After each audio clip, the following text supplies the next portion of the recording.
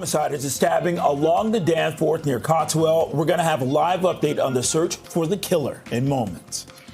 Could the tow truck wars be over? Toronto police arrest 20 people laying more than 100 charges. CP24's Beatrice Baseman and crime analyst Steve Ryan will have the details on Project Yankee in team coverage tonight. Well, gone are the days when $100,000 a year was comfortable. A new study says that the middle class is being squeezed out of the GTHA. And pedestrians and cyclists beware. CAA's newest research highlights a number of near misses on Toronto's roads. This is Live at 5.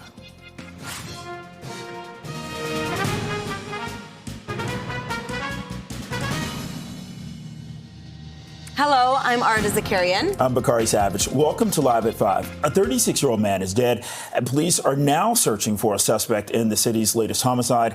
This is after a stabbing near Danforth and Coxwell. Let's go live to CP24's Phil Perkins at the scene for the latest on the investigation. Phil, what can you tell us? Arda Bakari, this investigation started last night around 11 o'clock in the evening. It shut down traffic on East Danforth, just east of Coxwell, in both directions. It was a pretty massive scene last night. It covered, again, both sides of Danforth, north and south. 2 parking lots on either side of the Shoppers Drug Mart here, as well as some front yards in some of the homes on the other side of this plaza. And Toronto police say there was an altercation just after 11 o'clock in the evening. The 36-year-old victim was found with stab wounds. He was then taken to a hospital where he was later pronounced dead. And we now know his identity. His name is Ashkan Pournassir Rubain. And again, we don't know where the attacker is. All we know right now is that he was a man wearing a black hoodie and a black face mask. Initially, they said that he was on a shorter stature, also a slim figure as well. And again, this is a residential commercial area. It is East Danforth. It's very busy almost all the time. And this morning, it was a very peculiar scene for people living in the area. You had police drones here, a massive scene, also Chopper 24 hovering over the scene all morning long. And so here's what some residents had to say about the commotion and also knowing about the 16th murder of the year. Kind of worrying. Things like that have happened in the past. There's been an arrest made a couple of years ago in the exact same spot. So it's kind of weird to be so close to everything. My heart goes for this person, and this is very bad. You know, if we can do something about it, it will be so good and people will feel, safe on the road.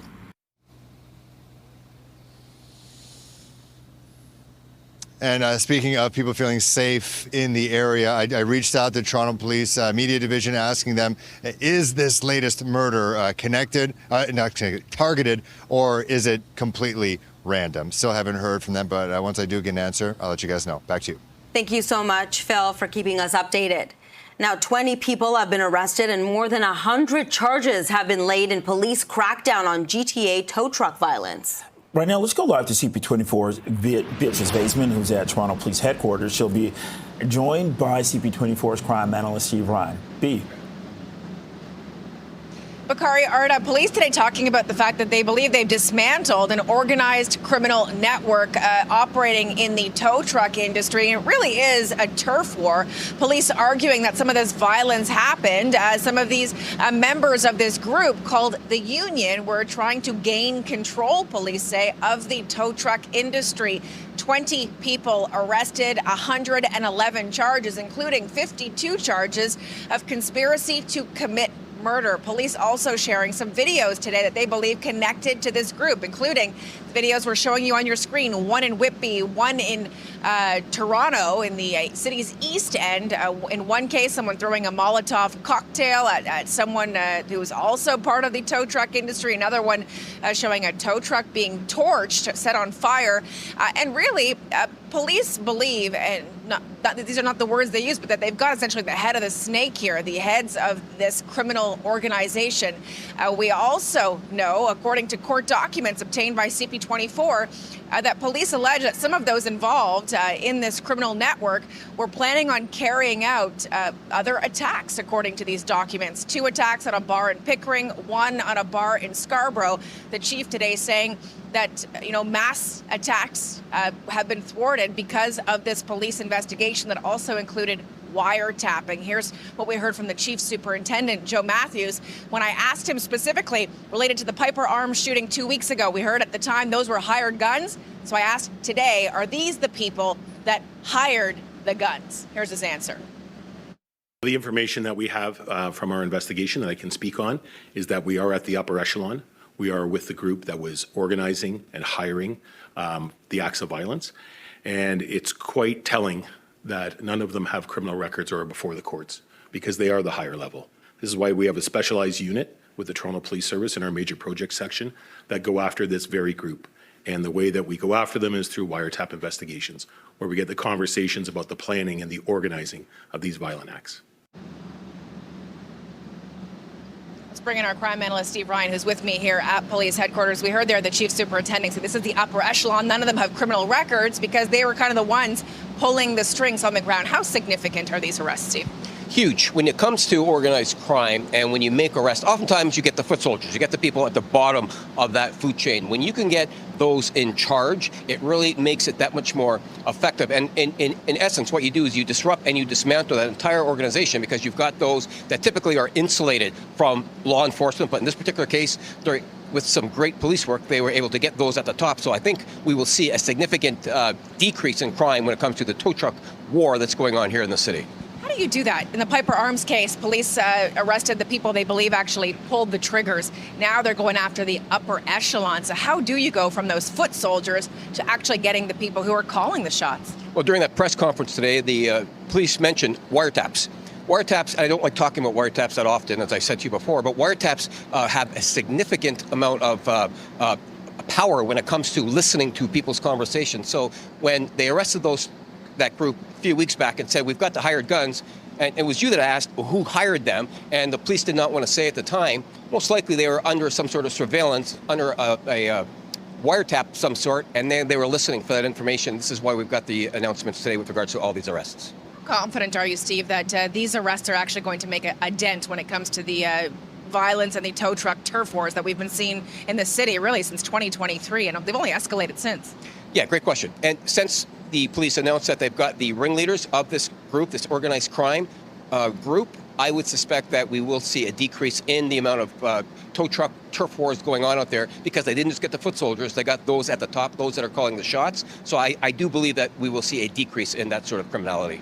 Steve Ryan, thanks so much. We'll pick up this conversation again coming up at 5:30. Arda and Bakari, but for now, I'll send it back to you. Okay, CP24's Beatrice Vaisman and crime analyst Steve Ryan continuing team coverage. Thank you. Well, Premier Doug Ford commented on crime in the tow truck industry. This was during a news conference in St. Catharines today. There's some really good, honest, hardworking tow truck drivers that are just trying to make a living. And then there's some really bad dudes, and they're just bad. And if they start shooting up, they need to go to jail. They need to have their tow truck confiscated. The company they're working for needs to be held accountable. Like, guys, we've been up here 100 times. Like, get your act together. Like, if you want to start shooting streets up, you're going to bring heat like you've never seen before. We're going to catch you, and you're going to jail. A teenager has been arrested in a shooting in East Gwillimbury. This happened on Ballston Hollow in a subdivision near Leslie Street and Queensville Side Road around 8:30 this morning. One person was found with serious injuries, but they're expected to survive. Police say they arrested a suspect near Sentinel and Finch Avenue in Toronto a short time later. 18-year-old Faisal Mohammed is facing 7 charges, including attempted murder. A lot of things ended up happening very quickly, and it was a lot of coordination between multiple different units right across our organization. We ended up locating the suspect vehicle and followed it south on the 404 to the 407 with very quick thinking and hardworking investigators right across the region from 1 district, 4 district, our hold-up unit, as well as our emergency response unit. We were able to get our air support unit to maintain observations of this car until we were able to follow it to a mall down in the area, Sentinel Road and Finch Avenue. We were very quickly then able to locate the suspect, and when a safe opportunity presented itself, he was taken into custody. Police say they believe the shooting was targeted. Well, a Toronto police officer convicted of assaulting a 19-year-old man who later died. has avoided jail time, but part of his sentence throws his future as an officer in more doubt. CP24's Lindsay Biscaya joins us live with more on this. Break down what happened here, Lindsay. Yeah, this actually dates back, Arda and Bakari, right to April of 2021. So we know back then this case involving Toronto Police Constable Calvin Au and a 19-year-old boy called Chad Facey. Now, back in April of 2021, Au was off duty with another off-duty police officer at the time, and they were looking to buy a watch that had been advertised by Facey on Kijiji. So they met up with Facey in a parking lot of a school. Here's a picture of Chad Facey right now. Now, they all met up, exchanged the watch, exchanged the money. Once Facey left, the two police officers realized that the watch was fake, so they chased after Facey to get their money back. But when they caught up with him, Constable Au tackled Facey to the ground. That's when some of Facey's friends showed up. The two off-duty police officers called 911 and then left. But Facey was actually taken to Brampton Civic Hospital, and the next day he passed away. He died of an intercerebral hemorrhage. And so, incredibly tragic story here. We know the judge said she was not able to actually say for certain whether the assault contributed to Facey's death, which obviously resulted in this sentence today that Constable Au is now facing, which is a suspended sentence of a 12-month probation, a 3-year weapon ban, and he's required to submit a DNA sample. Both sides not exactly happy with this sentencing today. We heard from Au's defense lawyer as well as Facey's family about this sentencing. Here's more on what they had to say. It's very hard. I don't think it's fair because I lost my child. And for him to get 12-month probation, that's not enough. Not even 1 day in jail. That's not enough. I would be lying if I said I wasn't surprised at the order, because this was a case that didn't involve a weapon, didn't involve a threat of a weapon. He was legally justified to use a certain amount of force. The judge found that he subjectively believed that he could have used the force that he did, but he was wrong and made a mistake. And the mistake was in the context of a very quick interaction. And so I haven't seen a weapons prohibition in those kind of circumstances. So understandably, the family's still grieving because the 19-year-old boy's life was lost here. But we know that the sentence is actually harsher than what the defense was seeking for, of course. But we know Au has actually avoided jail time. So now the question, Bakari and Arda, is what is the future of his policing career as well? We did get a statement today from the Toronto Police Association. We'll bring that up now so you can read it. It says the TPA is aware of the sentencing today of Constable Au and continued to support the officer during this time. There are still several steps in this process, including a possible appeal, an internal disciplinary matters, etc. And until those decisions have been made, we have no further comment.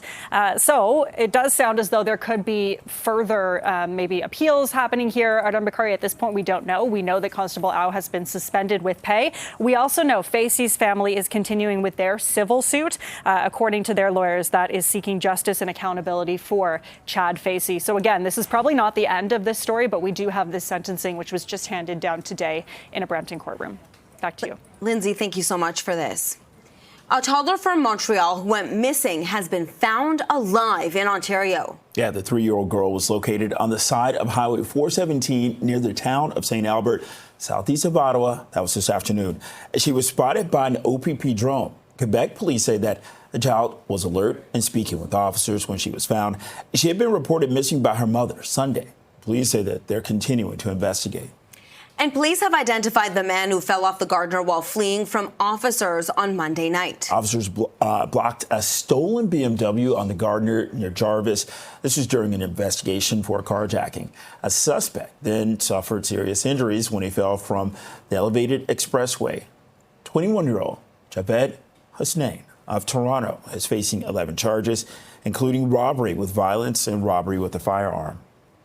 Police say their investigation began after an attempted carjacking in the Finch and Yonge area on Monday evening. That was followed by the carjacking of a Rolls-Royce at the shops of Don Mills. The Rolls-Royce fled when police stopped the BMW on the Gardiner. It was later recovered, but 3 suspects are still wanted. It's 5:14, 22 degrees. This is Live at 5. Coming up, the CAA is recommending municipalities do more to protect pedestrians and cyclists from near misses.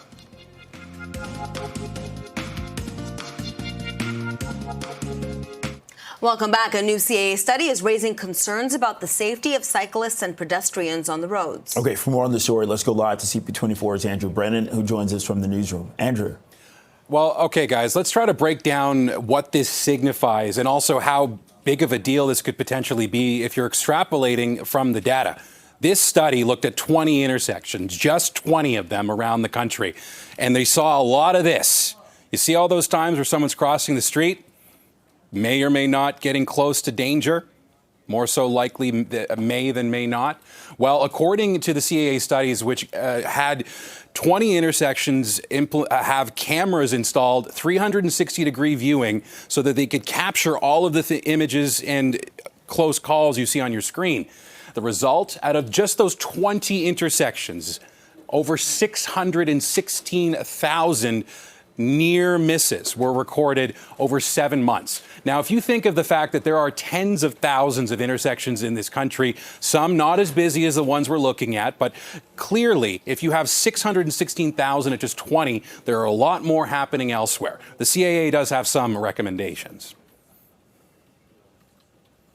It doesn't matter what the infrastructure entails. We have intersections that look very differently across every municipality, but there are certain things that you can look for: pedestrian first signal crossings, or left turning signals, right turning signals, as you mentioned, and that if you have bike lanes, especially if it's a one-way street, to sort of think about visibility on left turn lanes and making sure there's not trees or shrubberies in the way that could impact either the cyclist or the pedestrian or the car driver's view of the intersection and when making that turn. Now, the dangers are largely from turning. Right-hand turns, the most dangerous, particularly for cyclists. Over half of the incidents, 55% dealing with cyclists on right-hand turn lanes. And then looking for left-hand turns, or people turning left into the opposite direction, or perpendicular. That word. If you're seeing left-hand turn lanes, those account for about 35% of incidents. And again, we're talking about 616,000. But we did ask Arda and Bakari, and there's nothing in the recommendations particular about bike lanes. They say cities have to figure it out for themselves. Andrew, thank you so much for this. I appreciate it. We'll check back in with you in a little bit.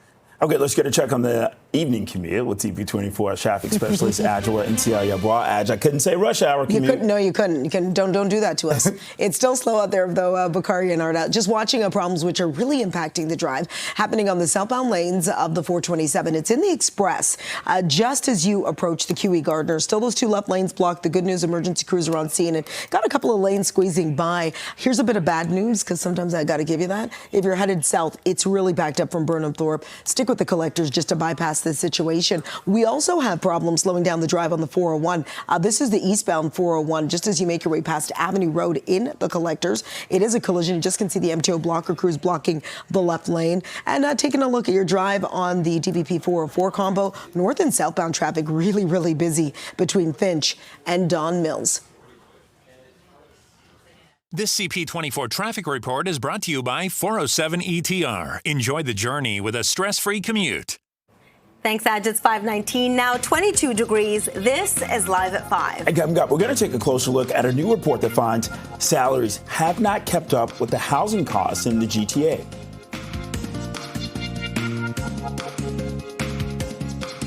The working middle class is being squeezed out of the Greater Toronto and Hamilton area. This is according to a new report. CP24 Sija Liu joins us for the breakdown of the findings. Sija, so Bakari and I were talking, how much do we need to make in order to live here? Well, if you're talking about working middle class, it says that is anyone who makes between $43,000 a year to $123,000 annually. So if you make within that range, this report says you might be getting squeezed out of the region because of the housing crisis. This includes a large group of people. It says 1 in 2 people. So your nurses, tradespeople, essential workers, and refers to this group as invisible poor. And what it means by that is that this group is often overlooked overlooked. They don't qualify for your traditional supports and are struggling in the midst of a housing crisis. It says that this group spends around 45 to 63% of their income towards housing, which is way more than the suggested 30% a typical financial advisor would tell you. So, for example, a nurse making $80,000 a year would need to earn over $200,000 to qualify for a mortgage for your average Toronto home. And in terms of the price to ratio income, it is 11.8. That means the average homeowner, the average person buying a house, would need to dedicate 76% of their salary towards a mortgage payment. So the majority of their payment would need to go towards a house if they want to afford anything. Here's more from the CEO of Civic Action, who led this report. The research really points to the fact that these individuals, making up 50% of the population in the Greater Toronto Hamilton area, are being stuck with really difficult choices between how they care for their family, their own well-being and mental health, and their ability to be productive contributors to our economy.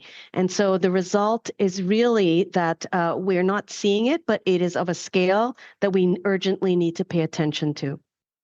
Yeah, and it says around 500,000 people have moved out of the Greater Toronto Hamilton region to other parts of the province, and that this will also impact infrastructure, social supports, the economy, a wide range of things. But this is just part one of a 4-part study, and in the next 3 parts, they'll be looking at solutions and actions that the government can take to address the housing crisis. So, Arda Bakari, when you're talking numbers, when it comes to working middle class, you're looking at anywhere between $40,000 to $120,000 in this report. Okay. Joining us live from the newsroom with some sobering facts, CP24, Cedar Lucida. Thank you. It's 5:25, 22 degrees. This is Live at 5. A new documentary on Rob Ford is out on Netflix, and CP24 spoke to the director today. We'll hear from her next. Smoking crack.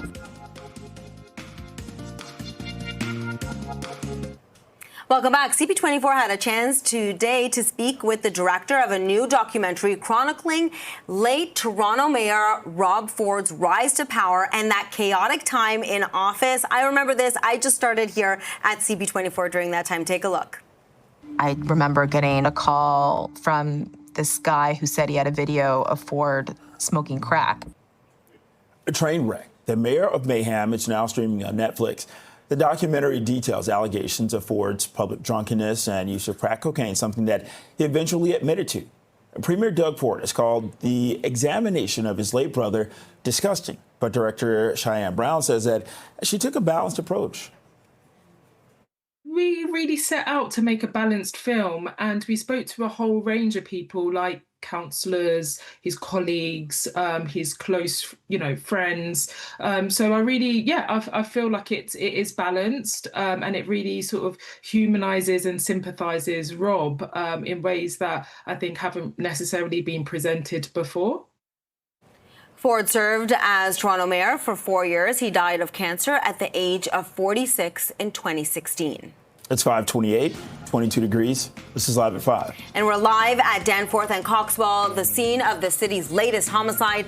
A 36-year-old man was stabbed to death, and police are searching for his killer tonight. Stay with us. The city's latest homicide is a stabbing along the Danforth near Coxwell. We will get a live update on the search for the killer in moments. Well, could the tow truck wars be over? Toronto police arrest 20 people, laying more than 100 charges. CP24's Beatrice Vaisman and crime analyst Steve Ryan, they're going to have the details on Project Yankee and team coverage tonight. Gone are the days when $100,000 a year was comfortable. A new study says the middle class is being squeezed out of the GTHA. And pedestrians and cyclists, beware. CAA's newest research highlights a number of near misses on Toronto's roads. This is Live at 5.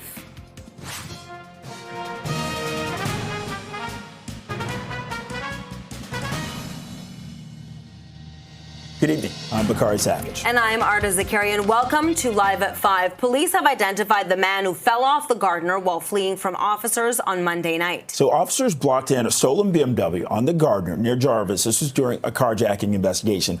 A suspect then suffered serious injuries when he fell from the elevated expressway. That's 21-year-old Javed Hussein of Toronto, who's now facing 11 charges, including robbery with violence and robbery with a firearm.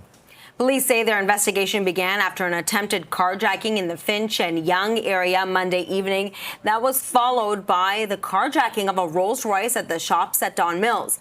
The Rolls-Royce fled when police stopped the BMW on the Gardiner. It was later recovered, but 3 suspects are still wanted. Well, 20 people have been arrested. More than 100 charges have been laid. This is in a police crackdown on GTA tow truck violence. Let's go live to CP24's Beatrice Vaisman at Toronto Police Headquarters. You know, tow truck industry has been extremely violent lately, targeting businesses, people. Could it all come to a halt with these arrests? That's a great question, Arden. We'll put that question to our crime analyst, Steve Ryan. But certainly when I asked police how confident they were that these arrests announced today would actually make a difference, make a dent in this tow truck turf war, they said they were very confident. I said, well, how can you be so confident? And the chief superintendent says, we've taken people off the streets. We're hoping that they're not going to get bail. Of course, that's not under the control of the Toronto Police Service, and allow kind of the process to go through the courts. But what police are hoping is that it sends a message, certainly, Arda and Bakari, to others who have been involved in this tow truck turf war. Today, police announcing 20 people arrested, 111 charges, including 52 counts of conspiracy to commit murder, which is a big allegation from the police service that suggests that they believe that these people who've been arrested and charged were going to undertake more violence in the city, more homicides, killings, in addition to things like firearm trafficking and arsons that police also allege this group called the Union was involved in. A turf war dispute, really, over control of the tow truck industry. Keep in mind, it comes just a couple of weeks after police announced those arrests related to the Piper Arms shooting, the mass shooting in Scarborough, which police believed also had links to the tow truck industry. At the time, police alleged that those involved in Piper Arms were the hired guns. Today, it sounds like police believe that they've charged the people who hired those guns. Here's what the chief had to say earlier today. As a result of our investigation, acts of violence on a mass scale were deterred and prevented. We remain committed to addressing tow truck industry-related crimes with a service-wide approach, and also by working closely with our law enforcement partners, as we did in this investigation.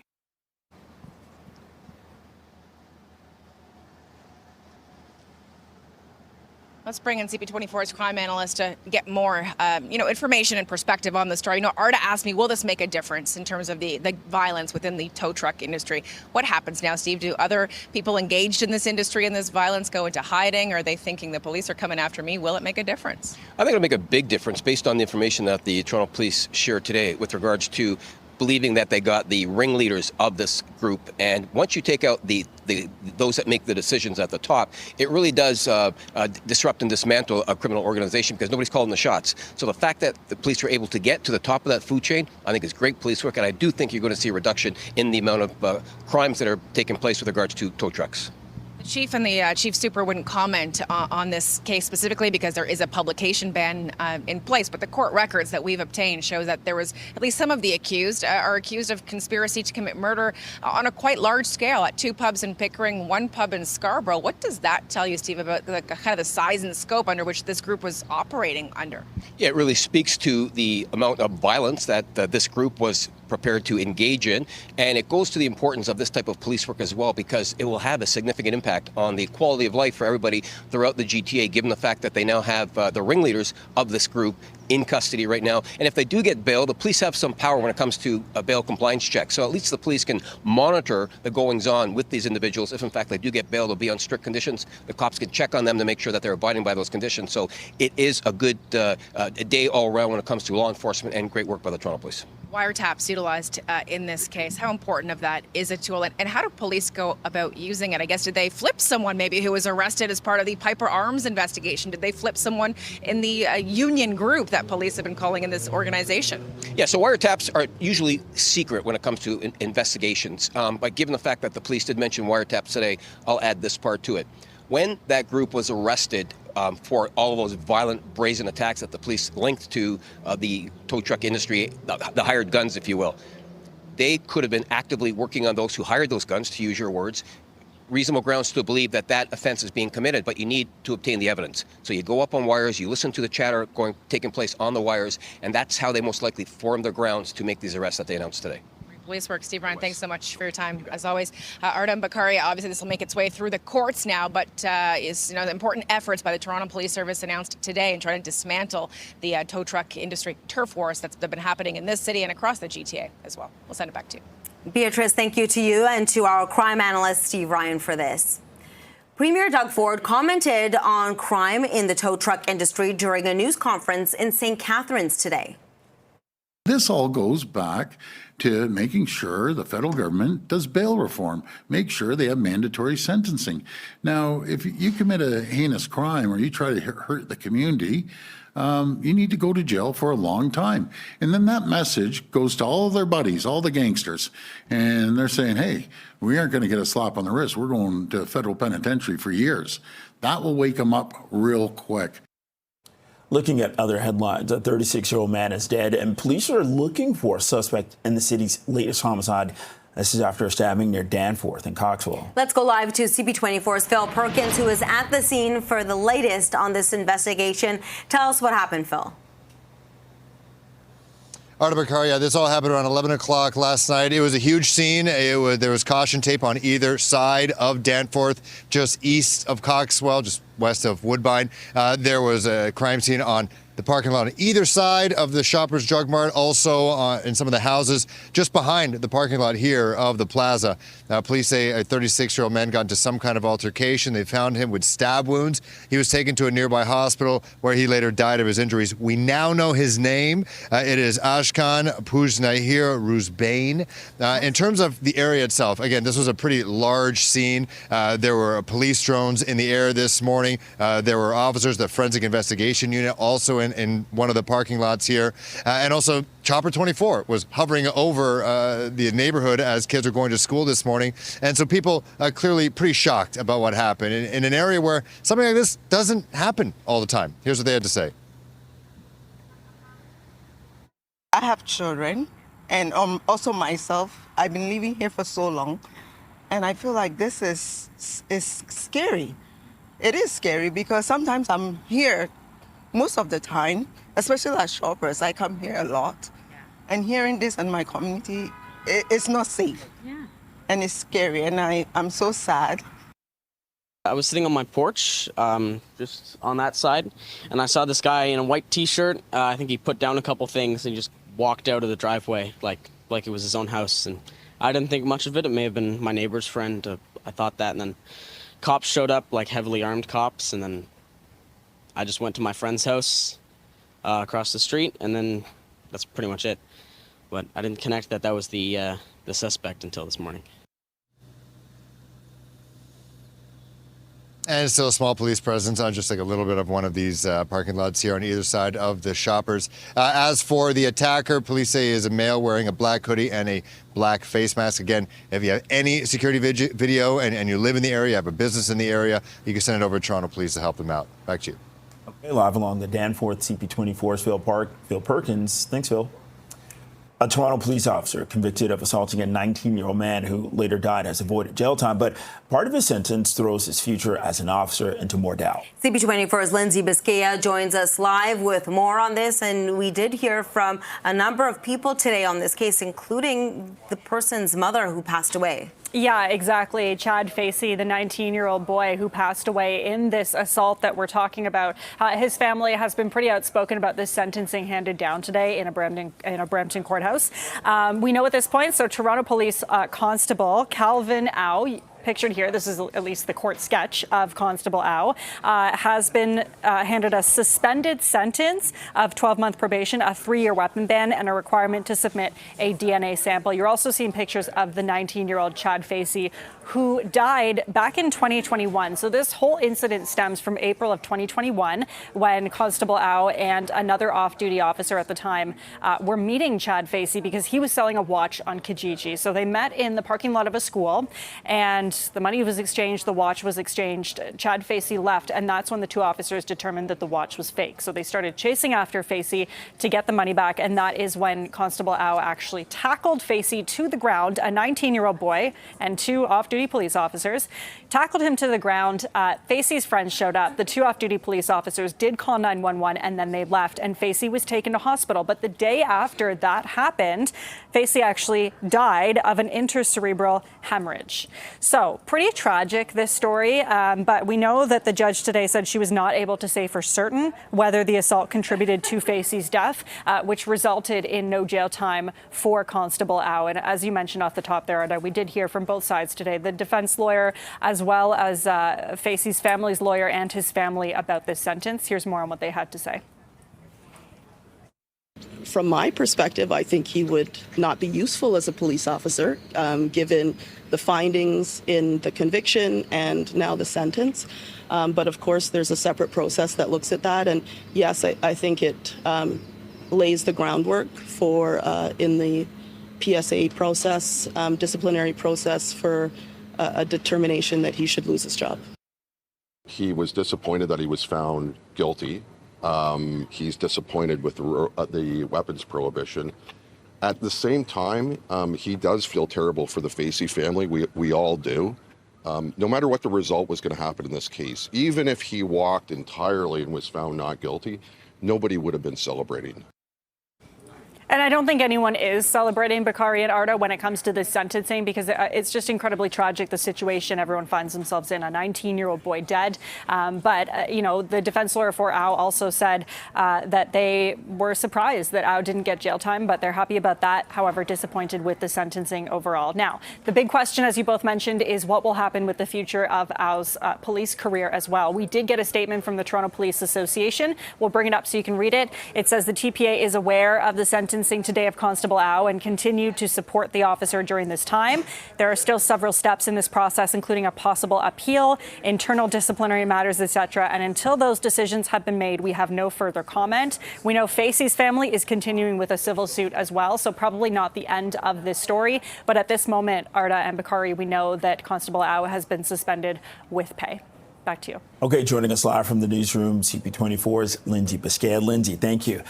Well, a toddler from Montreal who went missing has been found alive in Ontario. The 3-year-old girl was located on the side of Highway 417 near the town of St. Albert, southeast of Ottawa this afternoon. She was spotted by an OPP drone. Quebec police say the child was alert and speaking with officers when she was found.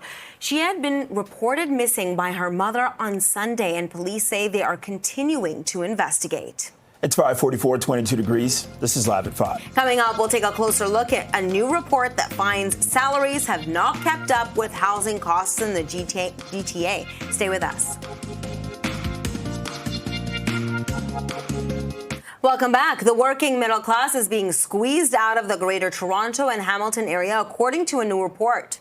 For more, let's turn to CP24. Sija Liu joining us live from the newsroom. Sija.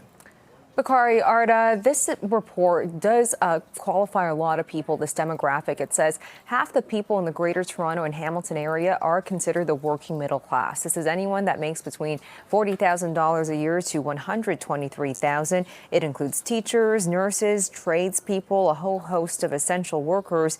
This report says they have become invisible poor. And what they mean by that is that they're often overlooked because they have jobs and are assumed to be doing okay. But the reality is that they're being squeezed out of the region because of the housing crisis.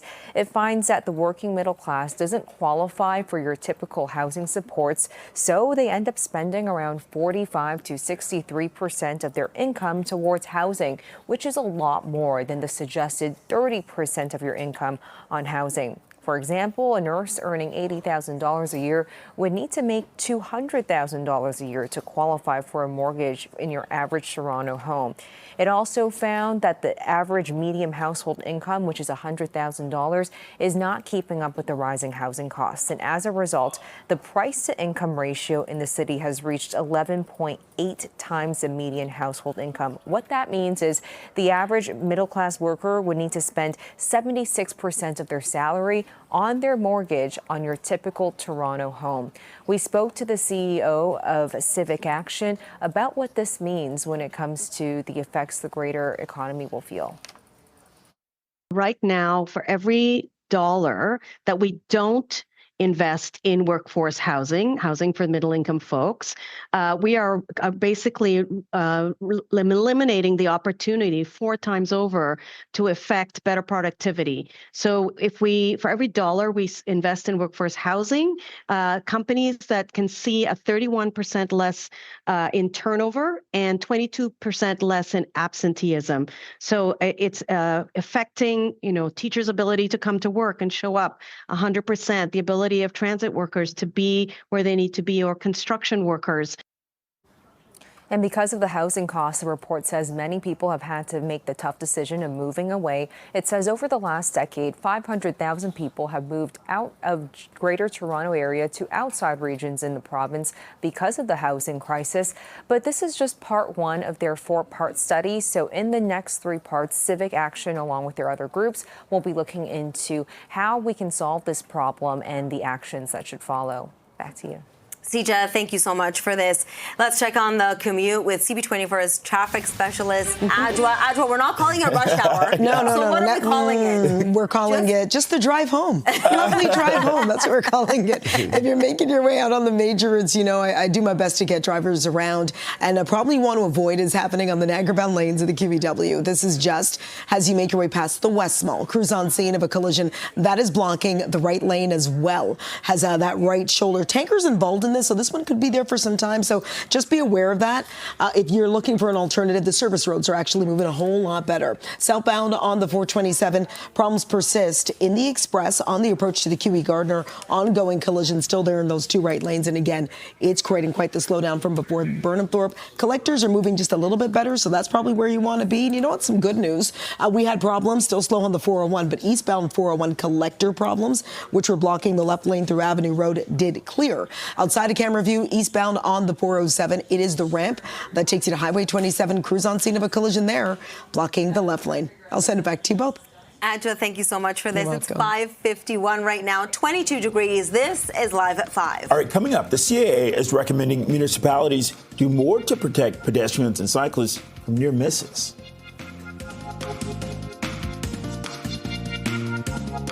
Welcome back. A new CAA study is raising concerns about the safety of cyclists and pedestrians on the road. CP24's Andrew Brennan joins us live from the newsroom with more. Andrew. Well, guys, put it this way. There are 20 intersections that were looked at for this study, just 20 around the country. But those 20 intersections with video recording 360 degrees caught 616,000 and change near misses of vehicles with pedestrians and or cyclists. According to the CAA, some of this is easily preventable, and particularly in cities where you have things like left-hand lanes that are dedicated, having advanced greens so that pedestrians either go into the intersection first, which would be a delayed green, or having left-hand turn vehicles move first. We talked to the CAA about what else could be done, and here's what they told us. We identified some potential things that municipalities could look at to reduce these critical and high-risk collisions. And that part of this is the reality is that people do make mistakes. In a safe systems framework, which is a road safety framework used all over the world, there are mistakes that happen, but there are things that we can look at, either engineering or infrastructure, even things like making sure there's good sight lines and visibility at an intersection so that we can address those either left or right turning vehicles, because that was where the biggest bulk of the conflicts came from, was left and right turning vehicles. And according to the CAA, these near misses signify something that could be much worse. Data suggests where you see near misses will not have near misses, but actual collisions in future. Back to you both. All right, CP24's Andrew Brennan, thank you very much. Well, the Toronto Scepters, they made several moves on the first day of PWHL free agency. The team signed goalie Elaine Chuli to a 1-year deal. The Waterford, Ontario native was the backup for the Montreal Victoire for the past 2 seasons. The Scepters also signed Toronto's own Claire Dalton to a 1-year deal. Meanwhile, former league MVP Natalie Spooner and forward Jesse Comfer agreed to 2-year extensions. And with that, it's now 5:59, 22 degrees. This is Toronto's breaking news, CP24. Thank you so much for watching. CTV News at 6 is next.